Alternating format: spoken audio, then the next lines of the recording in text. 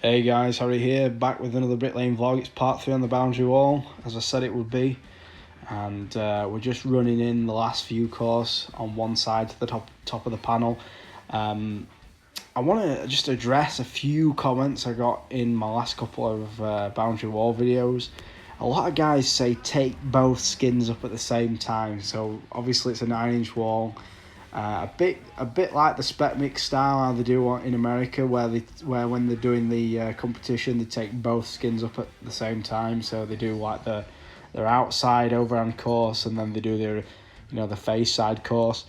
And the only reason I don't take up both skins at each side is because about the boundary walls on this site are like 23, 24 course high.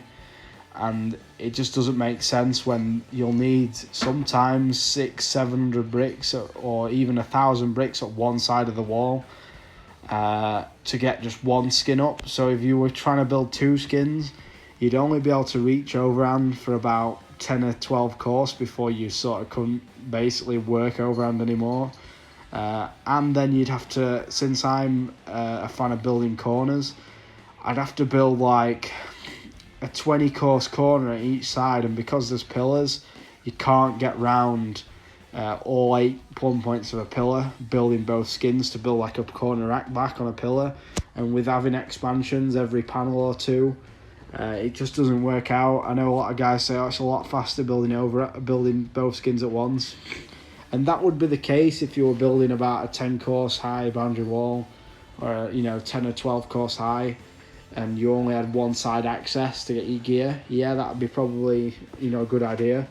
But anyone knows laying overhand, it's a lot slower, and especially when the wall's viewed from both sides, from the road side and from the garden side, by the customer, management, people passing by, it's got to be bang on. You can't have any lipping bricks, tipping bricks, and you need every side to look like a face side. You can't, and I don't care who you are, laying overhand, you're not going to get it as neat. I've done it a lot on scaffolds. We only get one side of a scaffold, one side of a boundary wall scaffolded when it needs topping off.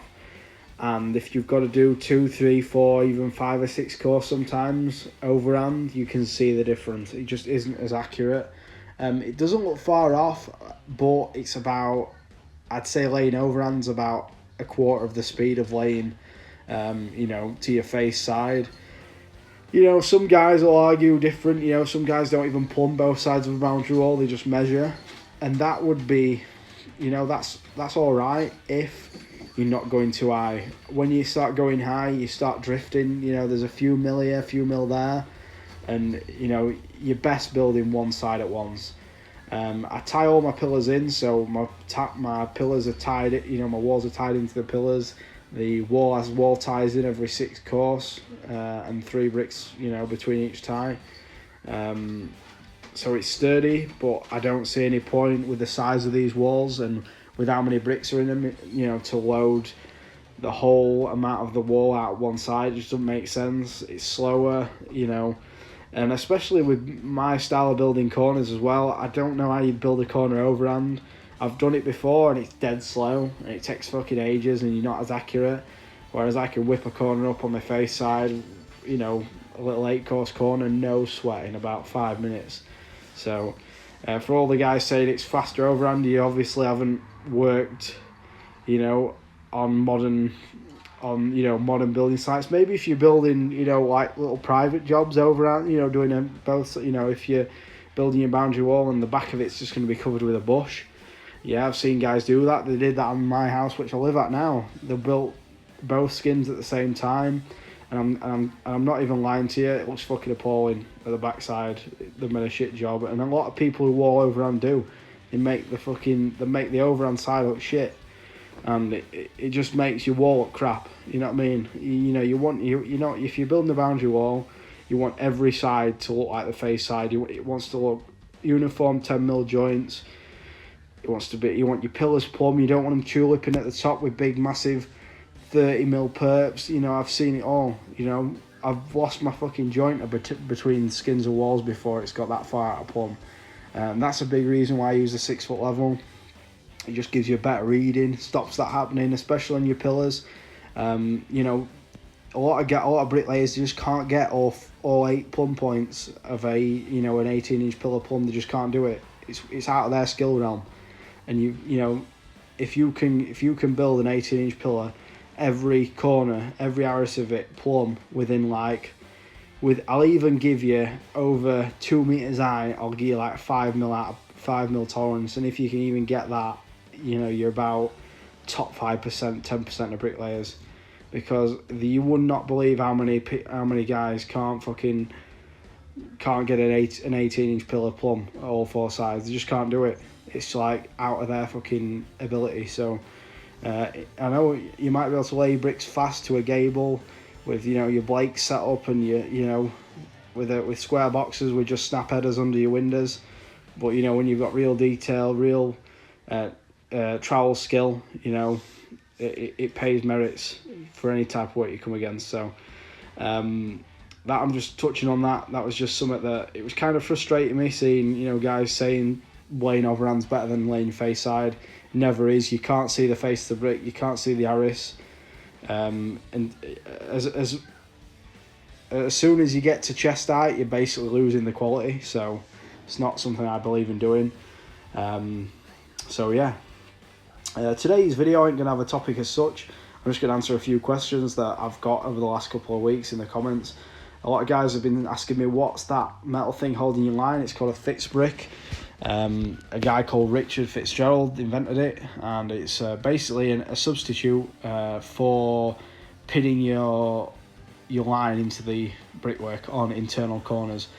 To be quite honest, if you're just running square boxes into profiles all day long, you'll not find much use for using FitzBricks unless you're going onto your block work, which obviously every block work, all the block work on houses, it's an internal corner.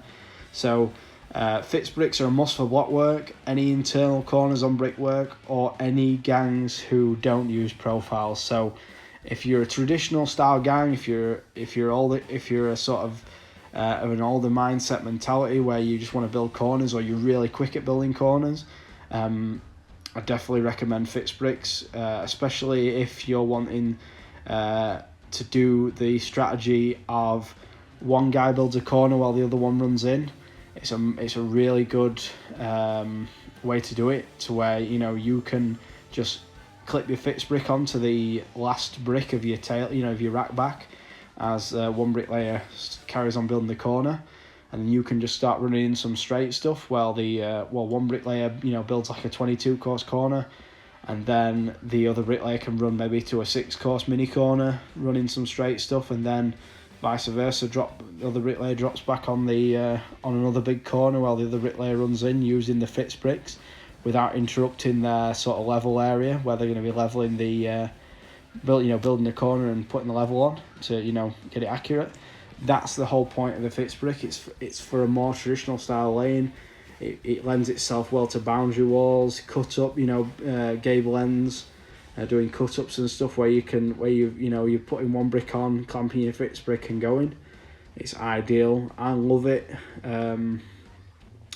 To be honest, I don't know how I managed without it after using it, because if you're building an internal corner on block work, or you're pinning into a small little pillar up to a big patio door or a big window on block work, and you start banging your pinning, I guarantee you'll crack all that pillar. So the FitzBrick makes easy work of clamping on, and you can even clamp your FitzBrick on vertically up a reveal, and then still have the line running true. I've not done it personally myself, but I've tried the application up the side of a stop end on a wall, and I could see it'll run true. So, and I've seen a few guys do it on YouTube, so it does work. And obviously I use it exclusively on boundary walls when building rack backs, and I use it on garages as well. A lot of the time I use it for tingling as well. They're great tingles. And in my last video, you could see me using the FitzBrick clamped onto just a snap header. I put a snap header on at the top of a rack back, and not pulling the line too tight, it held on without any issue. You've just got to get used to using it. I use the smiley line technique where I put the line pinned into the top brick of each corner, and I let it sag, and I just tingle one side, and then I move the FitzBrick up on the other and tie it to the FitzBrick. This saves, you tying both FitzBricks. You're just only having to tie one at once. You're tingling one side and you're tying it the other, and it's really easy and quick and fast to get used to once you've done it for quite a while. So I really recommend them. They're about £30, and you can get a pair of them for £35, I think, and they'll last you a lifetime. They're built solid. A little bit of 3-in-1 WD-40 on them or something like that every now and again. I've lob gobble on them and everything. Just keep them out of your toolbox. Don't shove your big lump hammer on top of them. Keep them clean, and even myself, I've used them for the past month at least a couple of days a week or more on site, and I've not oiled them or anything, and they're smooth as a nut I've been using them constantly for the last month, so I probably might have to oil them every 3 to 6 months to keep them in tip-top condition, and then keep any gobble out of the springs, and it should last me, pretty much lifetime if I keep on top of them. This footage is in this video, should I say, the topic's going to be what height is the best to wall to. Where would you stop walling on a gable? Where would you stop walling on a boundary wall? And where would you stop? What height would you stop and say, right, that's my scaffold height? A lot of the time you're governed by how the site wants to do it. They have a normal height that they want you to take it to. Some sites require you to trestle your work to top of your window heads, or trestle your boundary walls of your garages. We used to do this a couple of years ago until they sort of got rid of trestles on a lot of the jobs I work on. But I still tend to get a couple of scaffold boards on either a couple of blocks or some manhole risers or manhole rings, whatever you want to call them.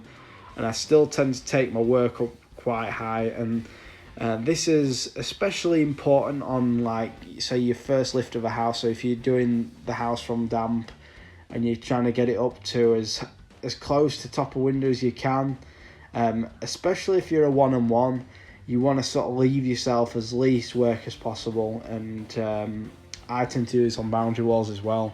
I tend to take the work as high as I can, just to leave myself as less work possible for the higher lifts, especially if I'm doing topping this wall off. I try and leave myself only 1 or 2 course of bricks to put on the straight panels, so I'm just not lifting as much gear onto the scaffold.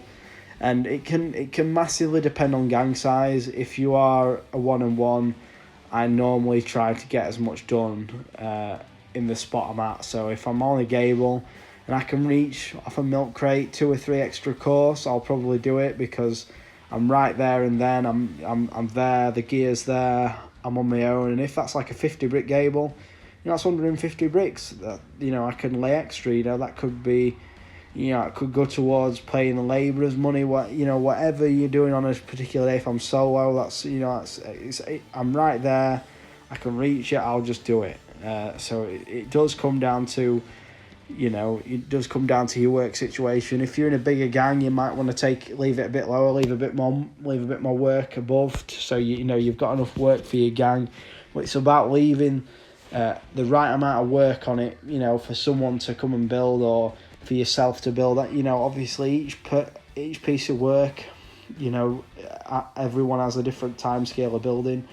Like myself, I know how much work I need to leave on something to give me a day's work, a day and a half. So I just gauge it by that. It's something that you learn over time. You learn how long things take you. You just by past experience, and if you're doing things right and you're learning from your mistakes, or learning, thinking what you're doing, you'll normally get faster and decrease the time it takes to build things over your lifetime of your career bricklaying. So yeah, I'm going to talk about the footage a little bit now, because I'm jointing up. You can see I'm using the large barrel, the biggest one that you can get. And you can see me jointing up, and I'll just go through It's sort of myth bust why pick and dip doesn't actually add any time to your jointing up time. As you can see, every joint I go to, I've got a trowel with a little bit of mortar on, and everyone does this regardless if the joint's full or not. You always put a bit of mortar on the end of your jointer and joint up with it. You can tell even me doing the perps here, which a lot of them are a majority full, and you can see it isn't taking me any extra time to point them. And obviously in my pointing video I did quite a while ago, I do all the perps first, and then at every bed joint I go to the perps above and just quickly give them a quick top. And I tend to try and do a square metre at a time. This is what old Silky, shout out to old Silky, he taught us this about 8 years ago on site. Do a square metre at a time. I didn't really take much notice at the time, but it makes a big difference to helping you get all your jointing. A lot of time, if you do bed by bed all the way along, you'll miss beds here and there. You'll miss little bits. But if you do a square metre at a time, you can just see where you've been. It makes your jointing feel less of a hassle. Especially in hot weather, you can joint a square metre, brush a square metre, joint a square metre, brush a square metre. It may be a little bit slower over the time of a whole gable, but I find it a lot less monotonous, and I get a lot less dizzy jointing. As you can see, bed joint, top your perps. Obviously, you don't need to tail because you've already tailed the course before doing your bed, so you're sort of tailing and topping, I call it. It's almost counterintuitive to the name, but tail and top. So there's my tail, there's my top, and then here we go, and then we're gonna go topping, tailing, and then top, because then you're topping what you've just tailed. So you're tailing, top, tailing, and then you're topping that course there. So it's a really subtle technique. Takes a little bit of extra, time. You could say every square metre it's going to take me an extra 3 seconds. Extra 5 to 10 seconds every square metre. But I think the extra couple of minutes over the span of a stretch of brickwork is worth it. And if you're only pointing up 4 or 5, 3 or 4 times in a day, 4 or 5 times, those extra 3 or 4 minutes each time might add up to 10, 15 minutes in a day. I think it's worth it to get that neater jointing effect, that neater overall finish. And I've been using exclusively in the dry weather a sponge. I've been using the sponges from Home Bargains, and I got some sponges from Asda the other day, and they were alright as well. They were alright. They do a similar job, basically the same job. I do recommend the Home Bargains ones. It's a sort of bigger, longer jumbo sponges. I've got some big sponges, but the longer ones do a sort of a better job. You get a better, it's easier to do it, you get a bit more bend in the sponge, so I definitely recommend that. And the sponges last ages, so you don't have to, when they start getting little holes and little nicks out of them, you don't have to get rid of them. Just keep them until they basically break it off. And then you can also use them to clean them every so often with the water, and use them to clean your trowel and stuff in between, sponging off. So anyway, guys, that's the video. I know it's a little bit of a mishmash, but that's it. So this was the last course of the wall. I was like 2 bricks short of gobbo. I could have probably scraped 2 bricks worth of gobbo, but I did it after snap. So anyway, guys, you'll see the next video of me just doing the backside of this boundary wall, and then that'll be the last footage you'll see of this wall until I top it off tomorrow. So thanks so much for watching. I appreciate the support. I'm almost at 800 subs, so thanks so much for all the support. Like the video, comment, and subscribe, and hit the notification for daily videos. So thank you very much, and I will see you next time.